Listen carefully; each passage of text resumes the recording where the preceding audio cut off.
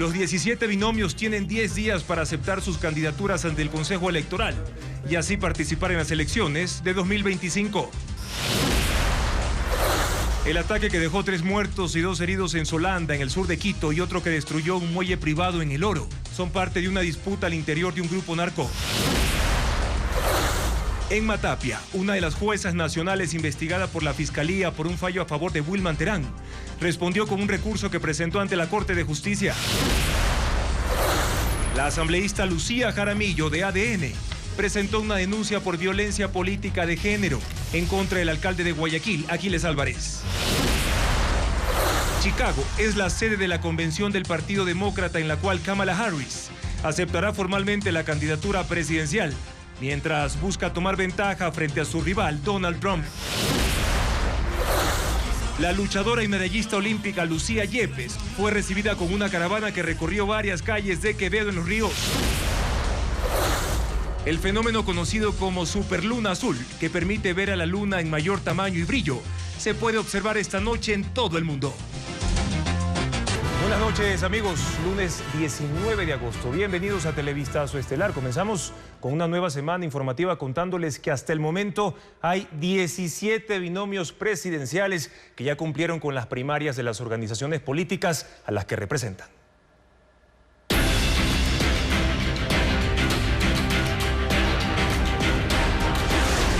Binomios, hasta para regalar.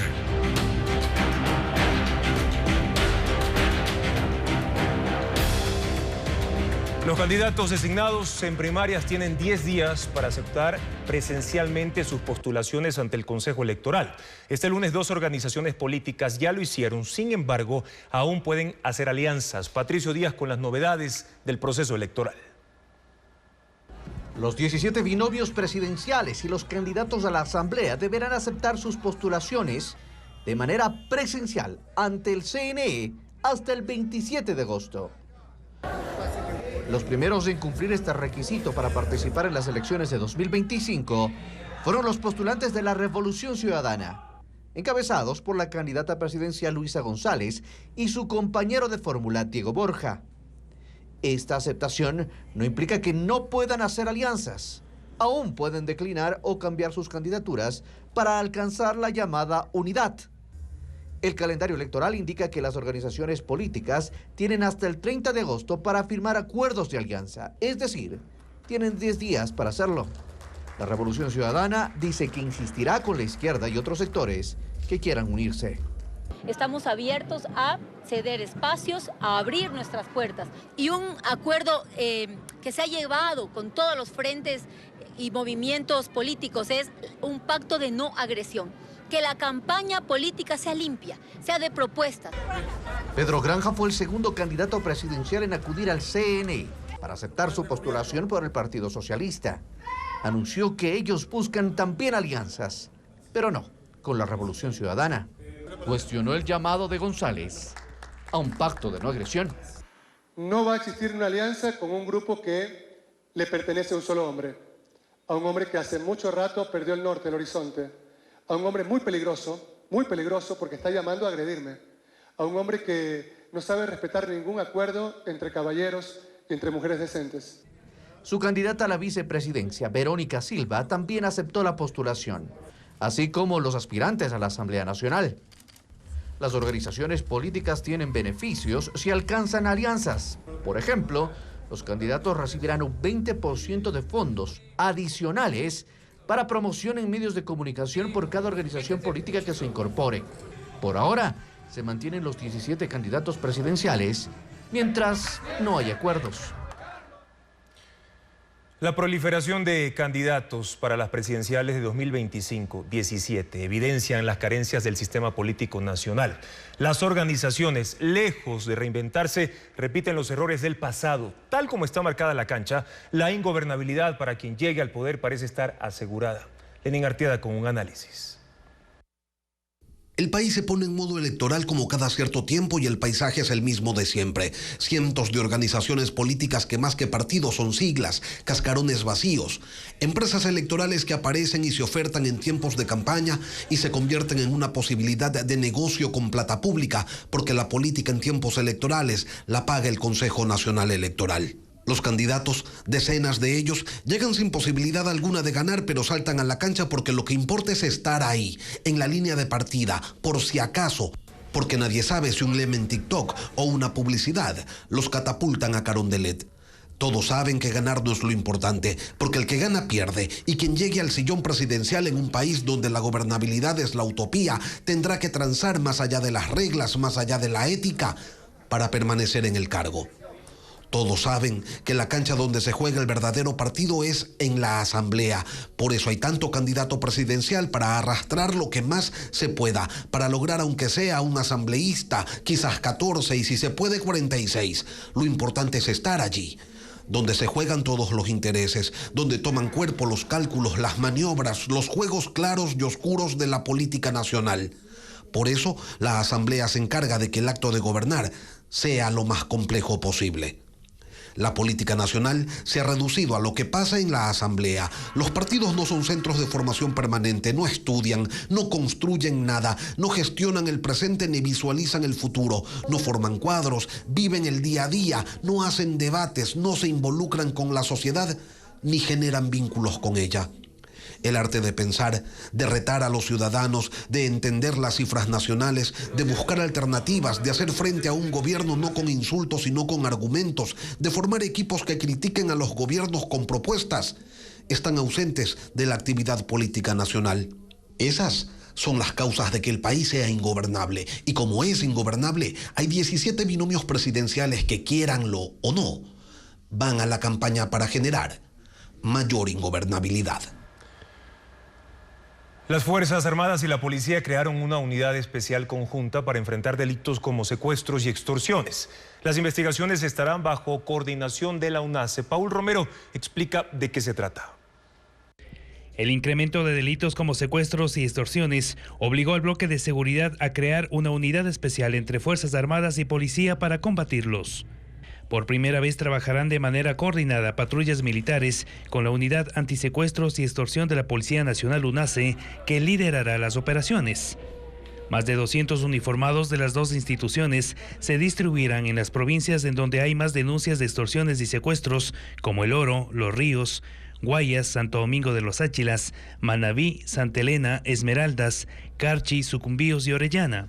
Según información del bloque de seguridad, en lo que va del año se han presentado 2.600 denuncias de extorsiones a escala nacional, 25% más del año pasado. La información sobre los casos de secuestro se maneja bajo reserva por seguridad. Para combatir a estas organizaciones criminales, las unidades militares y policiales compartirán información de inteligencia, infraestructura, logística. Estos delitos cometen las organizaciones criminales con seguimientos a objetivos específicos, empresarios, ganaderos, comerciantes, que previamente fueron ubicados con datos de sus redes de informantes. La UNACE cuenta con sedes establecidas en Quito, Guayaquil, Manta y unidades móviles que trabajan de acuerdo a la necesidad de los casos. Guayaquil es desde este lunes sede de la Cumbre Latinoamericana de Seguridad. Autoridades y expertos de al menos 16 países de la región intercambian experiencias, establecen alianzas, pero también definen estrategias para hacerle frente a la criminalidad. Luisa María Heredia cubrió la cita.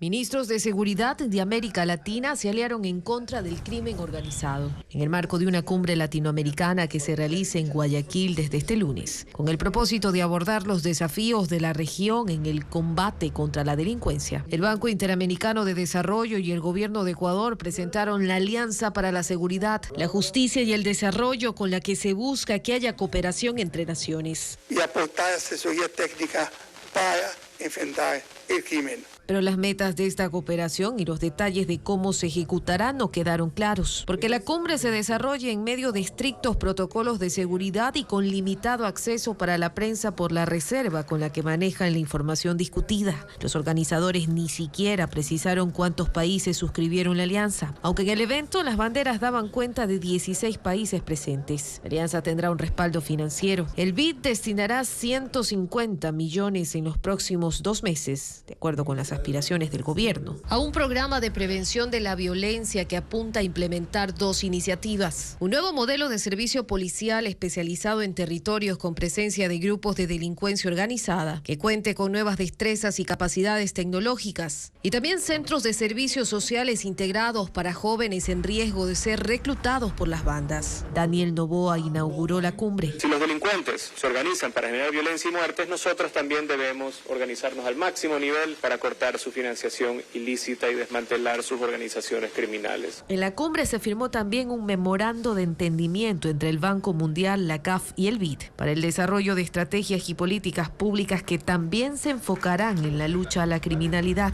Nunca hemos entrado en una alianza para ayudarle a los países de América Latina en temas de seguridad ciudadana. Es la primera vez. La cumbre continuará este martes.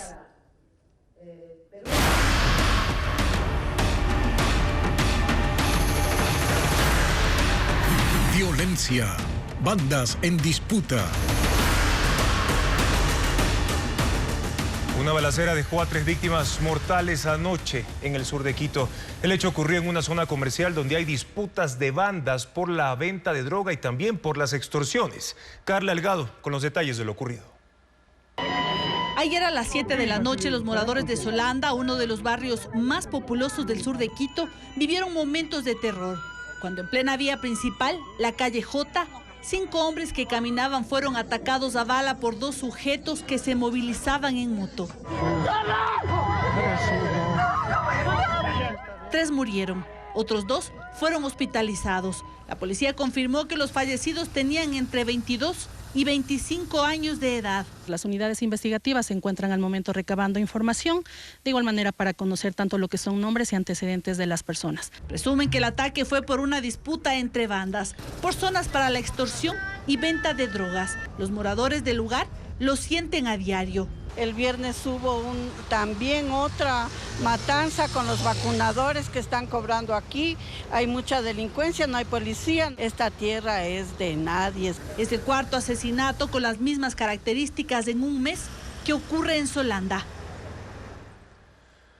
Según inteligencia militar, la explosión con dinamita del muelle privado La Victoria en Puerto Bolívar la madrugada del domingo estaría ligada a una represalia del ataque a la embarcación Conchita 4 suscitado el pasado 11 de agosto. La disputa de territorio entre las 2 facciones de los Lobos habría iniciado desde enero de este año. Veamos.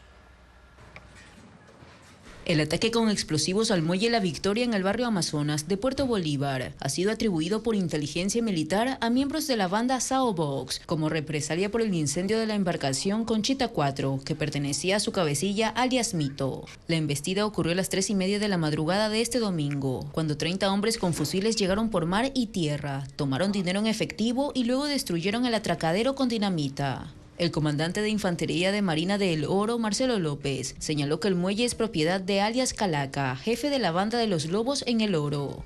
La edificación era de 2 pisos y tenía hasta jacuzzi en la terraza. Este es el 4º ataque reportado en el sitio. Y agregó que los enfrentamientos entre las 2 facciones de los Lobos comenzaron en enero de este año por el control del territorio tanto en mar como en tierra. La pelea sería prácticamente por abarcar el comercio, el microtráfico, las drogas, las actividades ilícitas en el sector. Los 2 grupos en disputa serían los liderados por alias Calaca y los liderados por alias Boxeador. Los atentados son específicos hacia personas o específicos hacia viviendas o hacia embarcaciones pertenecientes a estos grupos. Una vivienda contigua al muelle donde funcionaba un spa resultó con paredes y ventanales destruidos por la onda expansiva. La tarde de este lunes, mediante redes sociales, se activó el plan de recompensas 131, pidiendo a la ciudadanía información sobre los atacantes del muelle en Puerto Bolívar. Hasta el cierre de este informe, no hubo despliegue policial en ese sector. Minería ilegal, narcotráfico, extorsión y hasta sicariato son parte de los delitos que informes de inteligencia policial y militar atribuyen a la banda Los Lobos. Los reportes revelan que tiene más de 8.000 integrantes en 18 provincias del Ecuador y actualmente sus facciones protagonizan una guerra interna por el poder. Inteligencia militar y policial sigue el accionar de la banda Los Lobos. Los informes señalan que tomaron protagonismo en 2020. De ser un brazo armado de los choneros, decidieron separarse y aliarse al cartel mexicano Jalisco Nueva Generación para el narcotráfico internacional, obtener dinero, explosivos y armas. Así lo señalan los informes. También reflejan que tienen presencia en 18 de las 24 provincias del país, donde cometen extorsión, sicariato, secuestros, tráfico de drogas y minería ilegal. Este último delito lo ejecutan, según los militares, sobre todo en 3 provincias. En Imbabura es en la parroquia Buenos Aires del cantón Urcuquí, en El Oro, en los cantones Portobelo, Huaquillas, Pasaje y Zaruma, y en Azuay, en Camilo Ponce Enríquez.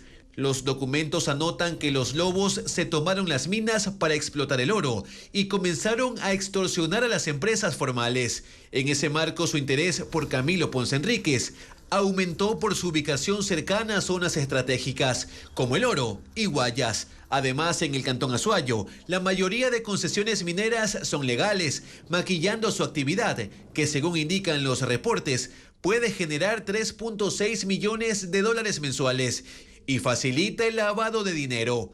Pero informes militares explican que esta banda se fraccionó luego de la detención de su cabecilla, Vicente Angulo, alias Comandante Vicente, en marzo de este año. Según informes militares, la jerarquía se debilitó y desde Machala emergió la facción Los Lobos Box, que ahora quieren hacerse cargo de la minería ilegal. Esto ha dado paso a decenas de asesinatos, secuestros y atentados entre ellos. Durante estos enfrentamientos, a los Lobos Box se aliaron otros 2 cabecillas, Saoco y Mirto. Con esto, el nombre de la facción cambió a los Lobos Saobox. De acuerdo a los agentes, hasta ahora, la pugna entre facciones se mantiene, al igual que los atentados y asesinatos.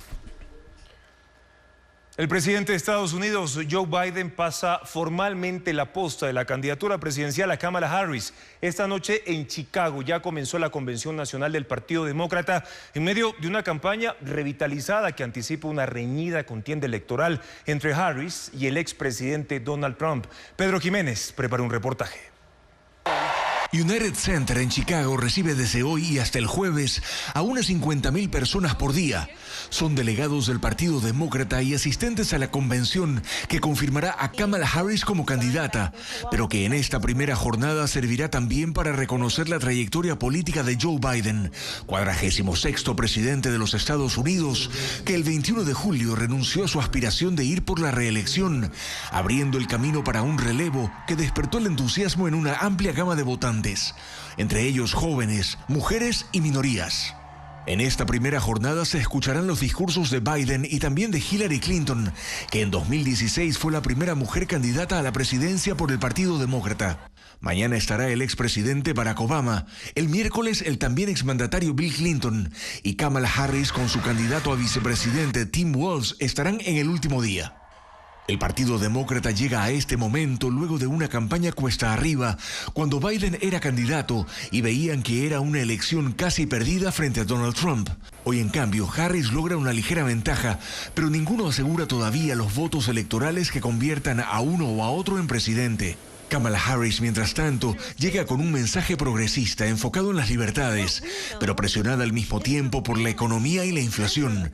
Es su semana estelar, pero no estará libre de los ataques de Donald Trump, que también en estos días intensifica su campaña en estados que serán claves para las elecciones, aumentando así también la expectativa por el primer debate entre Kamala Harris y Donald Trump, programado para septiembre. Mientras tanto, activistas por el clima a favor del aborto y en contra de la guerra en Gaza se reúnen desde el fin de semana en Chicago en una serie de protestas exigiendo soluciones al gobernante Partido Demócrata. Las manifestaciones se mantendrán durante los 4 días de la Convención Nacional. Más detalles con Ileana Suárez. Llegaron desde el fin de semana a la ciudad de Chicago. Son miles de manifestantes que han prometido protestar durante esta semana a propósito de la Convención Nacional Demócrata.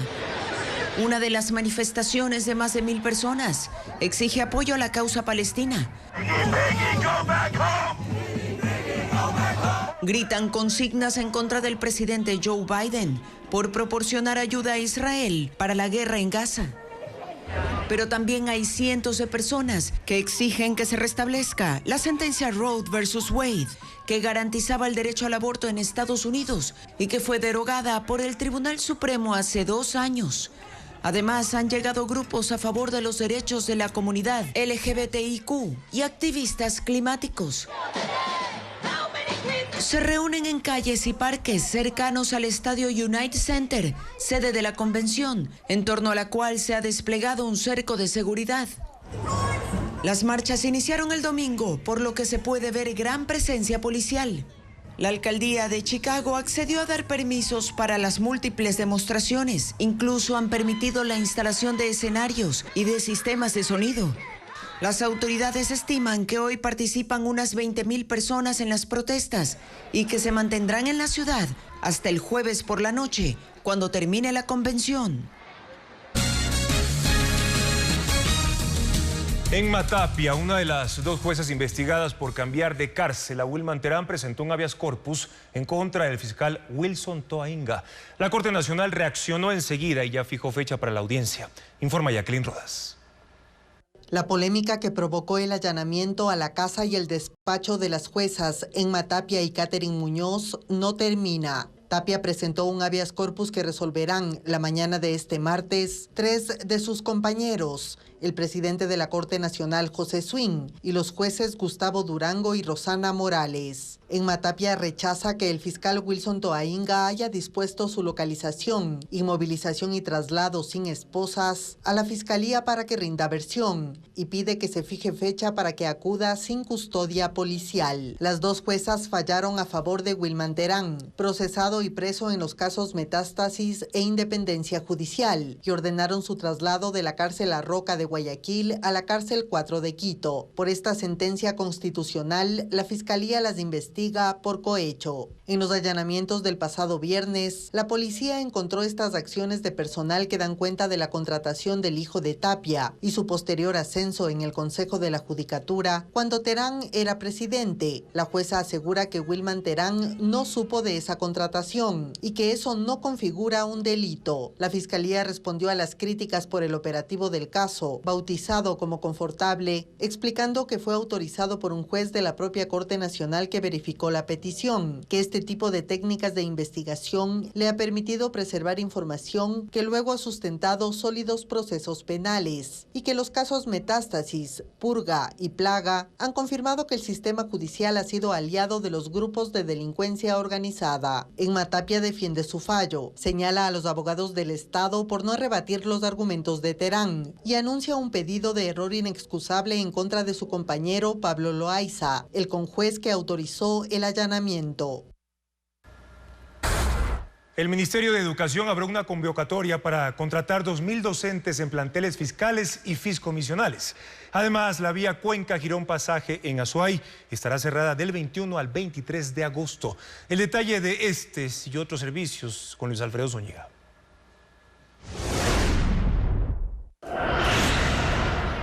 El Ministerio de Educación busca incorporar nuevos docentes a instituciones fiscales y fiscomisionales. Son 2.000 vacantes y más del 90% está dirigida al régimen Sierra Amazonía, que inicia un nuevo periodo escolar en septiembre. Y las 200 plazas restantes son para el régimen Costa.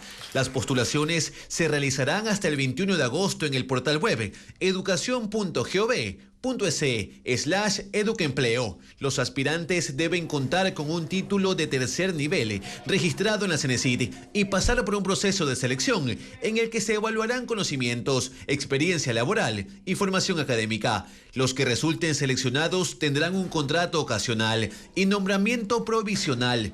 Los resultados se conocerán el 28 de agosto. Desde las 8 de la noche del miércoles 21 de agosto, se suspenderá el tránsito por la vía Cuenca-Girón Pasaje en Azuay. El cierre se hará en el kilómetro 117, sector Gramalote, por el cambio de una alcantarilla. Como ruta alterna, los vehículos podrán circular por la vía Cuenca-Molleturo-Empalme. El INAVI informó que se prevé un incremento en la temperatura diurna hasta el jueves 22 de agosto. En la región litoral se pronostica que oscile entre 30 y 35 grados centígrados, sobre todo en Guayas, Los Ríos y El Oro, mientras que en la región interandina, Imbabura, Pichincha, Azuay y Loja son las de mayor riesgo, con una temperatura entre 21 y 27 grados. Y en la Amazonía puede alcanzar los 34 grados centígrados, sobre todo en Sucumbíos, Orellana, Pastaza y Morona, Santiago. Según la entidad, esto se debe a poca humedad en el ambiente y la circulación de aire seco. El ministro de Energía respalda el nombramiento de María Cristina Mogollón al frente del Viceministerio de Hidrocarburos, en el que fue nombrada inmediatamente después de salir de la petrolera Andes Petroleum. Francisco Garcés tiene los argumentos del funcionario. El ministro de Energía, Antonio Goncalves, aseguró que no existe conflicto de intereses en las funciones de María Cristina Mogollón como viceministra de Hidrocarburos. Mogollón aceptó integrarse al Ministerio de Energía a inicios de este mes y para ello renunció a su cargo de gerenta de contratos de la petrolera china Andes Petroleum. Goncalves informó que Mogollón fue una de las 18 personas a las que en el ministerio se entrevistó como candidatas al cargo y aseguró que tiene una extensa experiencia en el sector petrolero. Si contratamos a alguien que no sabe, se quejan. Si contratamos a alguien que saben, se quejan. O sea, a ver, es mejor tener a alguien que tenga experiencia en ese sector. La nueva funcionaria trabajó 18 años en Andes, empresa que a finales de marzo firmó con el Viceministerio de Hidrocarburos la ampliación hasta el 2040 de su contrato de explotación del campo Tarapoa. En la negociación de ese contrato participó su esposo y asesor legal de Andes, Agustín Hurtado. Ella tenía una carrera tremendamente prolija y en nuestras entrevistas nosotros sabíamos de dónde trabajaba perfectamente bien. No hay conflicto de interés porque no está llevando ningún tema que tiene que ver relacionado con Andes. El Viceministerio de Hidrocarburos también encabeza la renegociación del contrato con Oleoducto de Crudos Pesados OCP, compañía que entre sus accionistas tiene a Andes Petroleum. El contrato de esa compañía feneció en enero, pero se mantiene en conversaciones con el Ministerio de Energía para extender sus operaciones en el país. Periodistas de Venezuela usan la inteligencia artificial para evitar ser encarcelados por el régimen de Nicolás Maduro. Pero, ¿qué información se difunde y desde cuándo? Valeria Navarro con los detalles de la iniciativa en medio de la crisis política y social que enfrenta el país. En Venezuela, periodistas utilizan la inteligencia artificial para transmitir las noticias con avatares. Medios de comunicación locales e internacionales participan en la operación Retweet con 120 periodistas. Su objetivo es evadir la censura y represión del gobierno de Nicolás Maduro. Te queremos decir que no somos reales. Fuimos generados por inteligencia artificial, pero nuestros contenidos sí son reales, verificados, de calidad y creados por periodistas.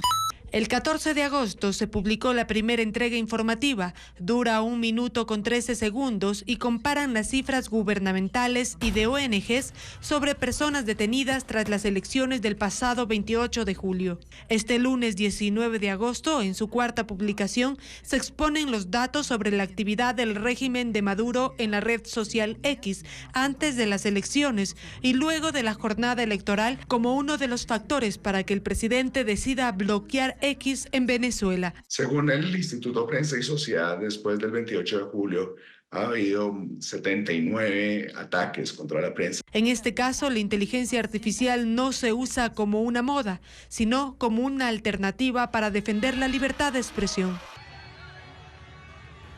La Unión Europea advierte de una severa crisis en Venezuela si Nicolás Maduro insiste en declararse ganador de las elecciones sin demostrarlo. Maduro se atrinchera y desconoce el multitudinario llamado del fin de semana a reconocer a Edmundo González como presidente electo. Informa Pedro Jiménez. Si no los hubiéramos derrotado. 22 días después de las elecciones en Venezuela, el resultado que proclamó como ganador a Nicolás Maduro aún no es verificable. Las multitudinarias manifestaciones del sábado, tanto en ese país como en decenas de ciudades en América y en Europa, en apoyo al opositor Edmundo González, se sumaron a la resolución de la Organización de Estados Americanos que exige la publicación de las actas y al documento firmado por 22 países y por la Unión Europea en República Dominicana, que demanda además una constatación imparcial e independiente. Son acciones que presionan al régimen venezolano, pero que son ignoradas por Maduro, llevando a una situación calificada así por el jefe de la diplomacia europea, Josep Borrell. Dramática. Está claro que Maduro se niega a enseñar las actas. Ya hubiera debido hacerlo, tiempo ha tenido. Si no hay verificación de los resultados no pueden ser aceptados. Cuestiona también que Maduro busque apoyo en un sistema de justicia que él mismo controla en Venezuela. Maduro ha recurrido al tribunal, ha apelado a los tribunales para que le defiendan, que ya es el colmo del sarcasmo. Venezuela puede entrar en una grave crisis. Estamos todos intentando evitar que esto no ocurra. Y llama a la comunidad internacional a estar atenta a los acontecimientos de los próximos días, pues el Tribunal Supremo de Justicia podría emitir su sentencia sobre las elecciones, mientras se teme también por el futuro de unos 2.000 detenidos y la represión que se acentúa en contra de los opositores. Estados Unidos cree que los actuales diálogos sobre la guerra en Gaza pueden ser la última oportunidad de lograr un alto al fuego y permitir la liberación de rehenes. El secretario de Estado, Antony Blinken, se reunió hoy con el primer ministro Benjamín Netanyahu y asegura que Israel acepta la propuesta de un acercamiento y llama a Hamás a hacer lo mismo. Con más de 40.000 muertos, la guerra contra el grupo Hamás en la Franja de Gaza lleva ya poco más de 10 meses y las condiciones para un alto al fuego chocan entre ambas facciones. Israel dice que el conflicto no va a parar hasta destruir a Hamás y acusa al grupo palestino de poner freno a los acuerdos. Este, en cambio, señala a Israel por querer imponer nuevas condiciones y asegura que solo aceptará un alto al fuego permanente. Es un momento decisivo, según el secretario de Estado de Estados Unidos, Antony Blinken, de visita en Israel. Hoy se reunió con el primer ministro Benjamín Netanyahu y luego de un encuentro de 2 horas y media dijo: me confirmó que Israel acepta la propuesta de un acercamiento, que la apoya. Ahora le corresponde a Hamás hacer lo mismo. Se trata de ir a un acuerdo por fases para la liberación de rehenes. Unos 100 siguen cautivos y conseguir también un alto al fuego. Familiares de los rehenes israelíes secuestrados por Hamás en el asalto terrorista del 7 de octubre se manifestaron esta tarde durante la visita de Blinken, que advierte que esta es la mejor y quizás la última oportunidad de lograr un acuerdo para la paz. Estados Unidos intenta evitar una escalada en el conflicto en Medio Oriente e impedir acciones que alejen a las partes de conseguir un acuerdo, aunque en el terreno los combates en Gaza continúan y este fin de semana el grupo Hamás reivindicó un atentado suicida perpetrado en Tel Aviv. Severas tormentas golpearon el noreste de Estados Unidos durante el fin de semana, dejando 2 fallecidos. Las lluvias provocaron inundaciones que dejaron a decenas de personas atrapadas en autos y viviendas. Merlis González con las imágenes. Las incesantes lluvias en el noreste de Estados Unidos tuvieron graves consecuencias. En Connecticut, los ríos se desbordaron y la corriente destruyó puentes. El agua cubrió las vías, arrastrando varios vehículos. La situación empeoró el domingo cuando una represa a lo largo del río Housatonic se desbordó. La inundación alcanzó una posada donde había 19 personas. Los bomberos las rescataron con ayuda de un camión con escalera. En Long Island, Nueva York, carreteras quedaron destruidas y varias casas dañadas cuando el sistema de drenaje colapsó y se desbordaron los pozos sépticos. Por ahora se reportan 2 fallecidos por el temporal. Se trata de 2 mujeres que fueron arrastradas por la corriente cuando intentaban rescatarlas. Sin embargo, las autoridades temen que el número pueda aumentar, pues hay zonas inundadas que no han podido revisarse. El fenómeno climático está asociado al paso de Ernesto por el Atlántico Norte, una tormenta que retomó fuerza y ahora es un huracán de categoría 1. Y un grupo de escaladores fue sorprendido por una erupción volcánica en Indonesia. Estaban en una excursión al borde del cráter del volcán Dukono cuando una enorme nube de humo y cenizas cubrió el lugar. Estaban a más de 1.500 metros de altura, pero descendieron rápidamente para evitar ser alcanzados por el material volcánico. Por ahora se desconoce si alguno resultó herido.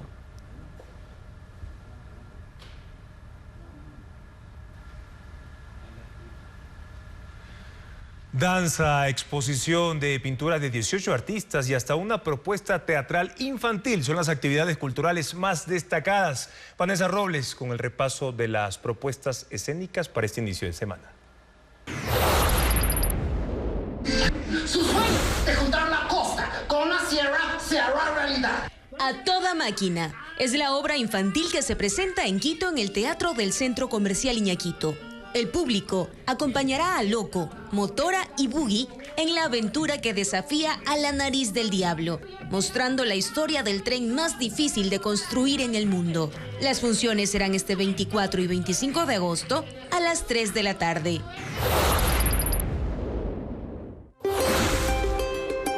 ...18 artistas de Cuenca, Guayaquil y Quito presentan Surtido en la Casa Patrimonial de la Lira en el centro de Cuenca.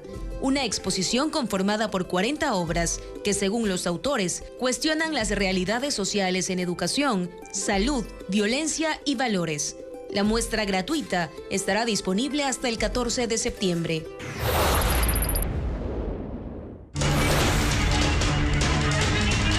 Huésped es la muestra de danza que se presentará en el Teatro Zona Escena en Guayaquil, como parte del evento Jornadas Teatrales 2024. 4 artistas fusionarán baile y expresión corporal para interpretar una nueva versión de la coreografía de Magdalena Bresso, en torno al cuestionamiento: ¿qué pasa cuando el cuerpo se convierte en el hogar de varias entidades? Las funciones serán el 23 y 24 de agosto a las 8 de la noche y el 25 a las 5 de la tarde.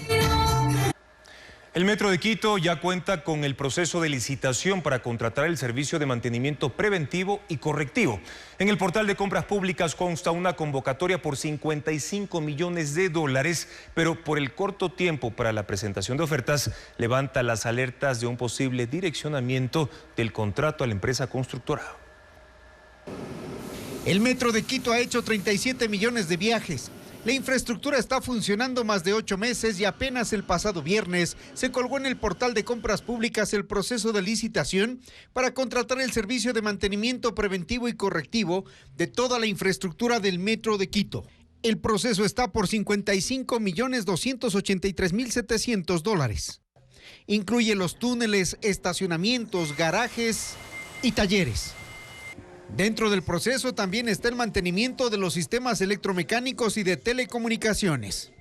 Se establece un plazo de 15 días para que empresas nacionales o extranjeras radicadas y registradas en Ecuador presenten las propuestas, plazo que ha llamado la atención de los concejales. Hemos conversado con varios técnicos y nos han señalado la imposibilidad de que cualquier actor, a menos que sea el constructor, pueda presentar una oferta en tan corto tiempo, en el término de 15 días. La empresa española Acciona es la constructora del metro que heredó la obra de la brasileña Odebrecht.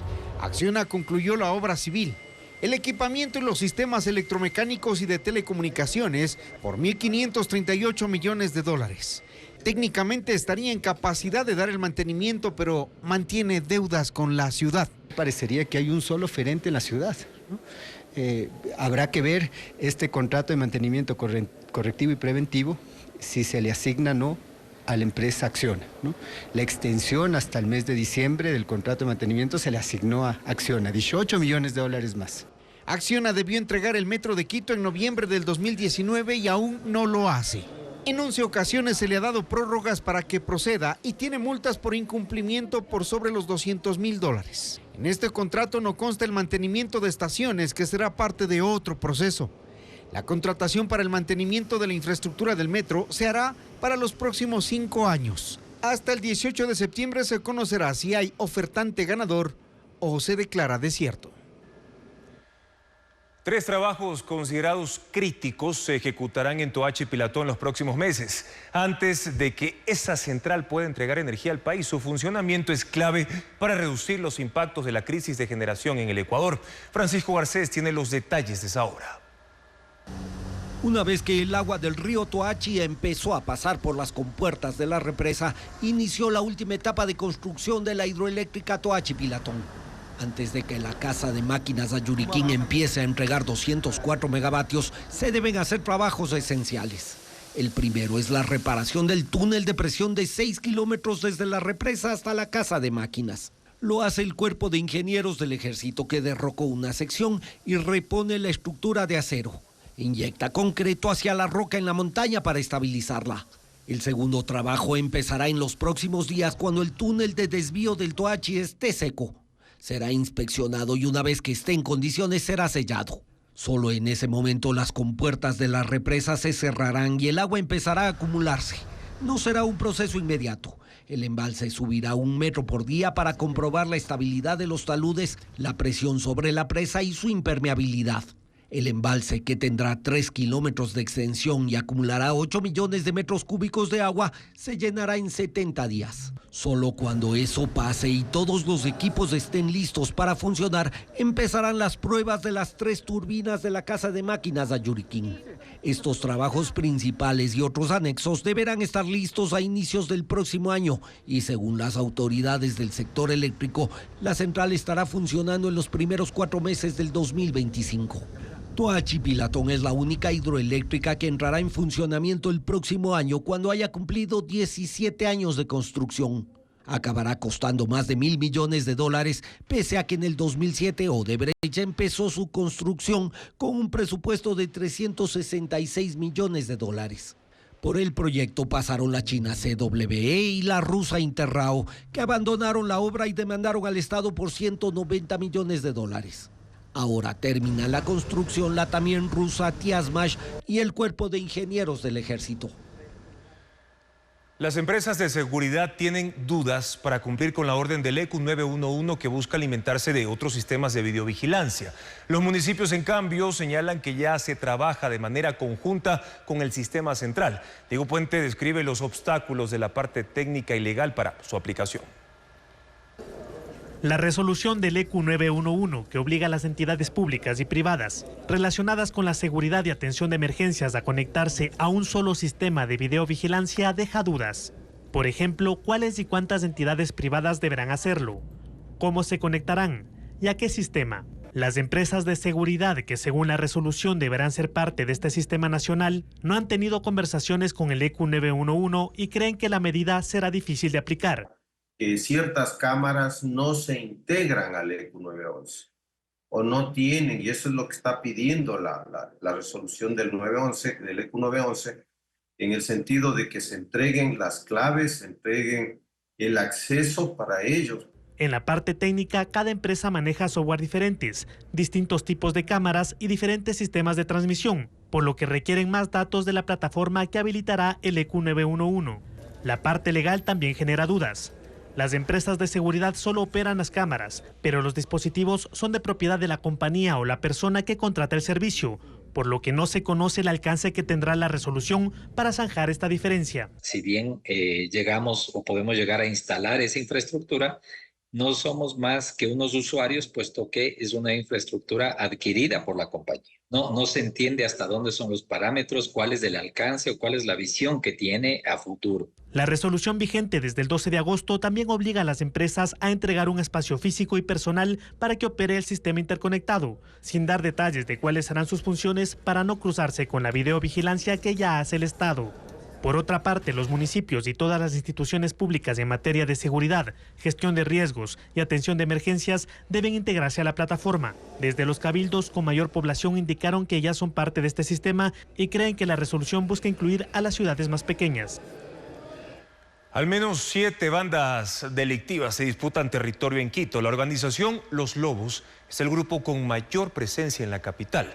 Las muertes selectivas de los últimos 2 meses dan cuenta de esta realidad que es más evidente desde el 2021 en la ciudad. El asesinato de 3 jóvenes la noche del domingo en Solanda, sur de la capital, según la policía, se debe a la disputa territorial de bandas delictivas que también ocurre en Quito. Solanda es una zona populosa del sur de la capital. Allí habitan cerca de 150.000 personas. Un barrio que se mueve por el comercio, pero que desde hace 3 años es un lugar apetecido por las bandas narcodelictivas. Y eso no es un secreto para quienes viven en el lugar. Disputando su territorio para vender sus cosas aquí. ¿Qué venden?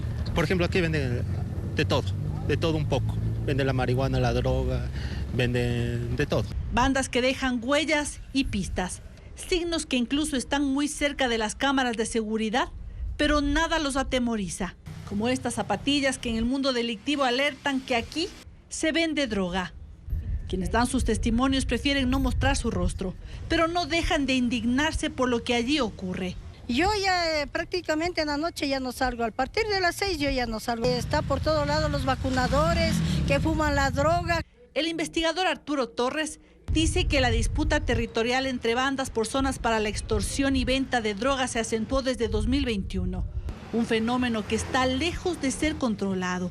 Una fuente policial revela que las bandas tienen mapeada a la ciudad. En los barrios del sur, La Ecuatoriana, Quitumbe, Solanda, son disputados por los Lobos, los Tiguerones y los Choneros.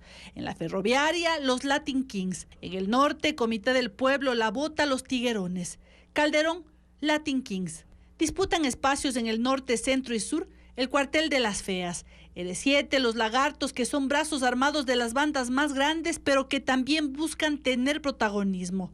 Que tenemos un grave problema entre las manos que no logra ser controlado porque solamente estamos en control en este momento en el gobierno de la policía. El sistema judicial es una ficha suelta y peor el sistema de rehabilitación social. No hay rehabilitación posible para la gente que delinque. Entonces, hay dos patas que están ahí sueltas y si eso no se soluciona, no va a haber ninguna perspectiva positiva en el mediano y en el largo plazo.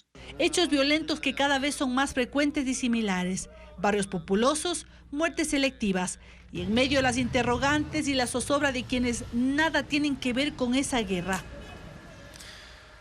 Cristian Romero, abogado del narco Leandro Norero, presentó una acción extraordinaria de protección para anular la resolución que ratificó su prisión preventiva en el caso Metástasis y que se convoque a una nueva audiencia. El caso fue remitido por un juez de la Corte de Justicia a la Corte Constitucional, como lo explica en el siguiente reportaje Fabiola Santana.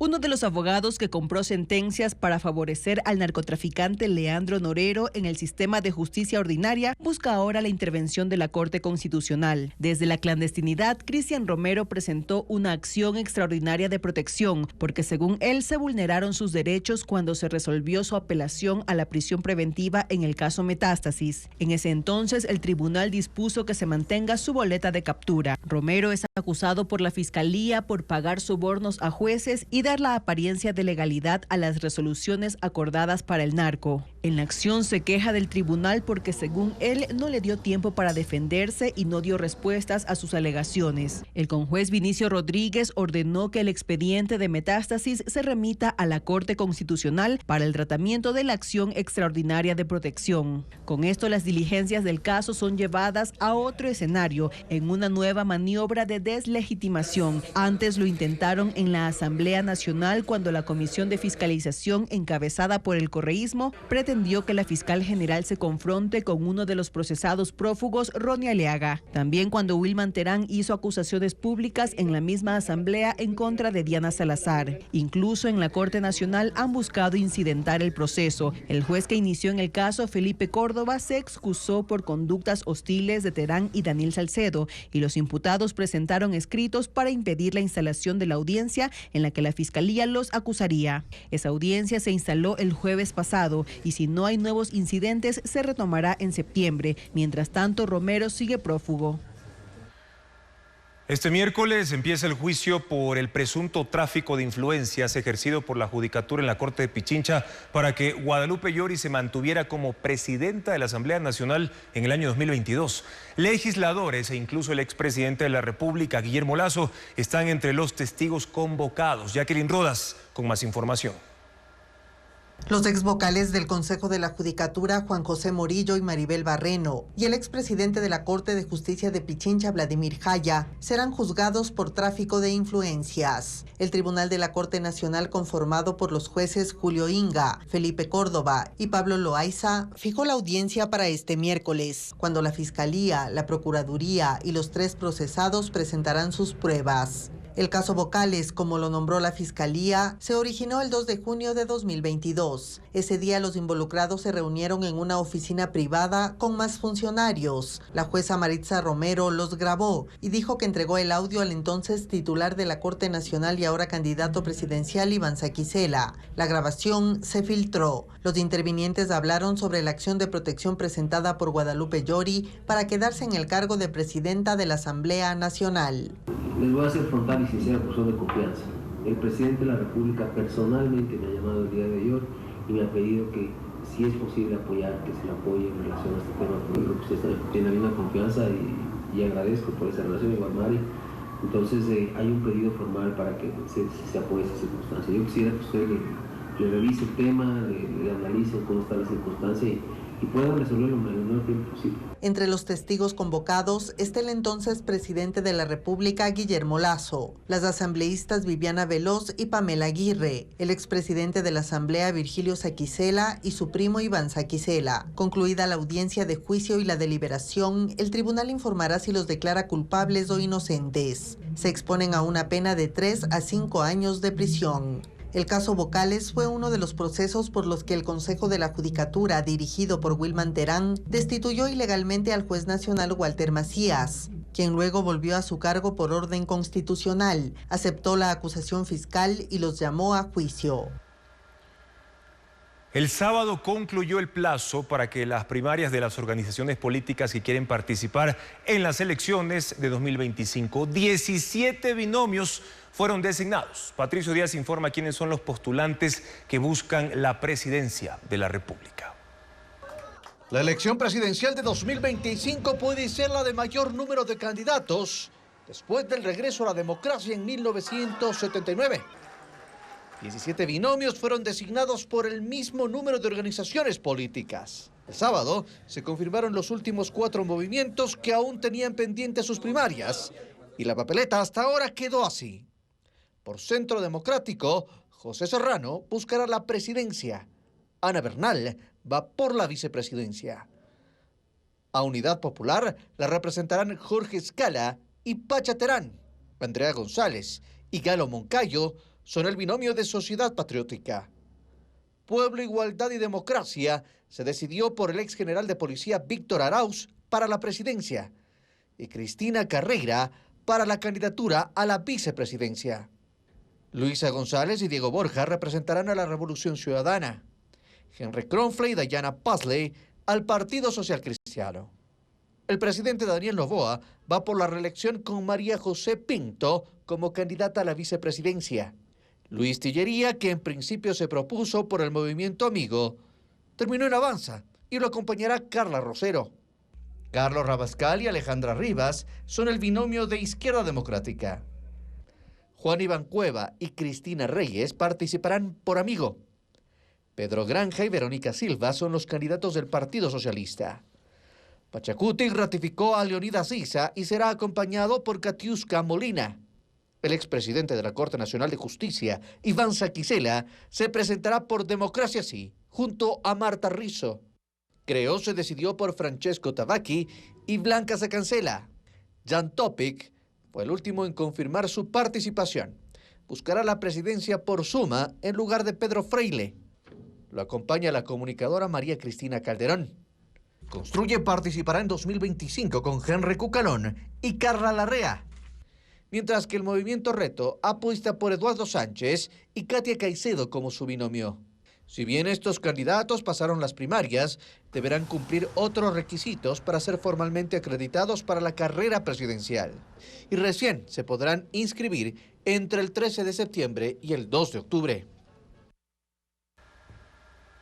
La asambleísta de ADN, Lucía Jaramillo, denunció por violencia político de género al alcalde de Guayaquil, Aquiles Álvarez. Pide que sea destituido de su cargo, la suspensión de sus derechos políticos y una multa. Fabiola Santana con los argumentos de la acusación. Las denuncias por violencia política de género están en boga en el Tribunal Contencioso Electoral. Esta mañana fue el turno de la asambleísta oficialista Lucía Jaramillo, quien acusó al alcalde de Guayaquil, Aquiles Álvarez, por cometer una falta muy grave. Sustentó su denuncia en la publicación del alcalde de hace un mes en la red social X, en la que le dijo: Pobrecita esta niña y toda esa bancada, niña vaga, que mientras fue del PSC pasó vagando en el municipio de Guayaquil. Ella y su hermana, fiscalicen lo que quieran, también deberían fiscalizar a ministros y funcionarios de su gobierno, que con sus sueldos mínimos tienen zapatos de $2,000 y relojes de $25,000, carteras de $7,000 y vestidos de $3,000.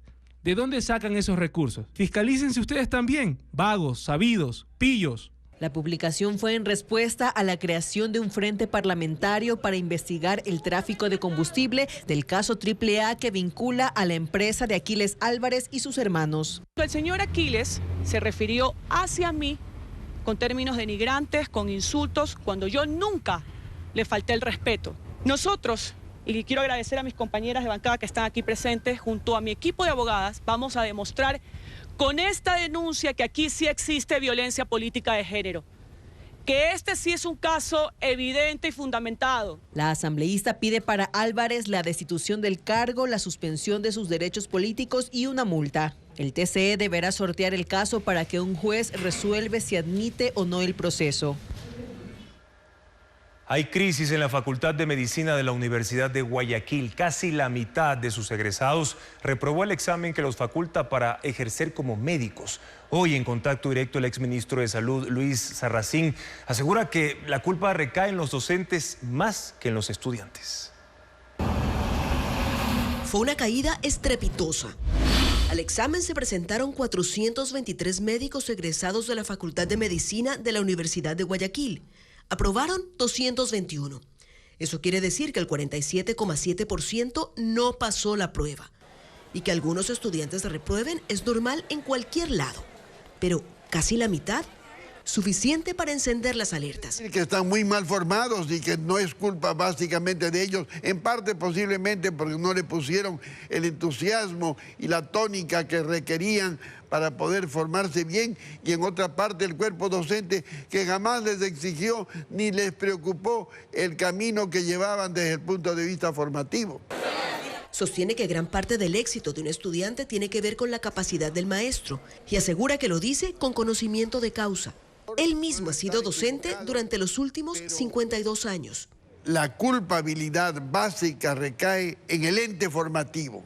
Por eso sostiene que parte de la solución pasa por calificar a los profesores. Y poner, por ejemplo, jerarquía académica, capacidad docente y otros.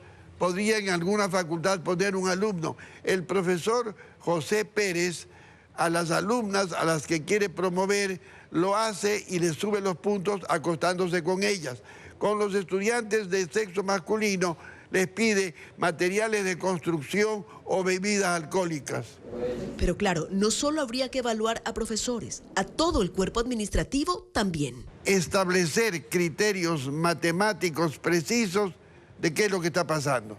Número de empleados, en qué lugar están ejerciendo, carga laboral, salario, y con eso tiene la planigrafía total de la universidad. Una especie de diagnóstico que permita luego establecer un tratamiento para ver si todavía hay posibilidades de curación. Y un nuevo estudio realizado en 8 provincias del Ecuador reveló que perros callejeros transmiten una enfermedad parasitaria a las vacas que causa aborto y disminución en la producción de leche. Valeria Navarro explica la forma de contagio. 7 de cada 100 perros callejeros que viven en zonas urbanas y rurales de Guayas, Imbabura, Tungurahua, El Oro, Azuay, Esmeraldas y Santo Domingo tienen el parásito Neospora caninum, según una reciente investigación de la Universidad de las Américas. El parásito se transmite a las vacas cuando los perros orinan sobre el pasto que consumen los animales o tienen contacto con el ganado. Para la investigación se extrajeron muestras de sangre de 400 perros callejeros de las 3 regiones del país. Se llevaron a laboratorios de biología molecular donde se obtuvo el suero de cada una de las muestras. Con eso se midió la presencia de anticuerpos de los canes. La enfermedad parasitaria causa abortos, malformaciones en el feto y disminución en la producción de leche en las vacas.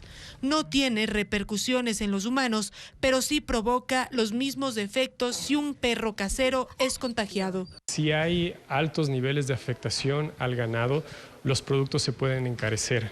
En el caso de la carne, por ejemplo, un veterinario, si un animal lo encuentra muy enfermo, tiene que descartarlo. En el Ecuador, el 23% del ganado bovino está afectado por este parásito transmitido por el perro callejero. Solo en Carchi, en un año, hubo pérdidas de $150.000. La investigación determina que en el país no hay campañas de vacunación para frenar este problema y que los esfuerzos para controlar la población canina en situación de calle no son suficientes. Un nuevo estudio científico en Galápagos revela cambios en el comportamiento de dos poblaciones de cucúbes de Floriana, aves en peligro crítico de extinción que no han estado en contacto desde hace más de 200 años. Según los investigadores, esto afectaría a la reproducción de la especie. Vanessa Robles reporta. Cuando las poblaciones de animales están separadas por mucho tiempo, son propensas a cambiar sus características pese a ser de la misma especie.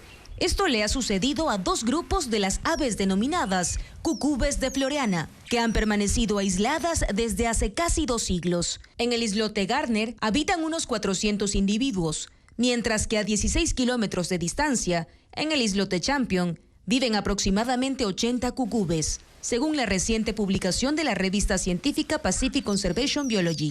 Pese a la cercanía geográfica, esos 200 años de separación ya reflejan diferencias sutiles. Este estudio confirma que además de la separación genética, también hay cambios en el comportamiento de la especie. La complejidad de canto entre ambas poblaciones está cambiando a través del tiempo. Antes, la isla Floriana era el punto de encuentro entre las poblaciones del islote Gardner y de Champion. Allí anidaban y se alimentaban de insectos, pero especies invasoras como ratas y gatos los extinguieron porque se comían sus huevos o las mataban.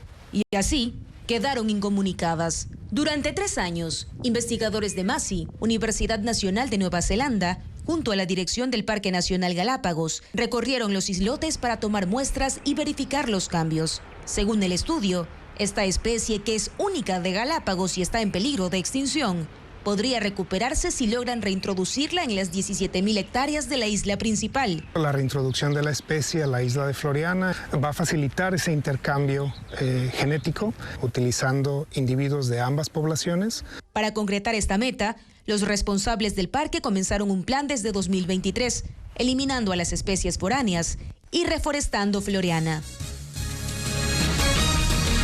Una superluna azul se podrá apreciar desde esta noche, un fenómeno impresionante para los entusiastas de la astronomía. De hecho, se le llama así por su posición cercana a la Tierra, que hará que la luna parezca de gran tamaño y brillo. Desde esta noche, el cielo se convertirá en el escenario de la primera de 4 superlunas consecutivas desde agosto hasta noviembre. Este fenómeno ocurre cuando la luna llena se ubica en el punto más próximo a la Tierra de su órbita elíptica, a unos 363.300 kilómetros. Esto es 20.000 kilómetros más cerca de lo habitual, lo que hace que se vea más grande y brillante. Aunque se le dice superluna azul, su color no cambia. Este término se utiliza cuando hay 4 lunas llenas en una misma estación del año. Es así que se podrá disfrutar de un cielo nocturno con una gran luna que será visible en todo el mundo para el deleite de astrónomos y aficionados. Las próximas superlunas azules están proyectadas para enero y marzo del año 2037. Gracias por su sintonía, amigos. Las noticias regresan mañana a las 5:55. En contacto directo estarán Juan José Santibáñez, ministro del Interior de Perú, para analizar la Cumbre Latinoamericana de Seguridad que se desarrolla en Guayaquil y la relación bilateral Ecuador-Perú en la lucha contra el crimen transnacional. Además, Debbie Mucarcel Powell, la ecuatoriana que se convirtió en la primera latina miembro de la Cámara de Representantes de Estados Unidos y ahora busca llegar al Senado para analizar si este es momento de Kamala Harris en la contienda contra Donald Trump. Sigan las noticias a toda hora en ecuavisa.com. Información siempre verificada con el sello de Televistazo. Buenas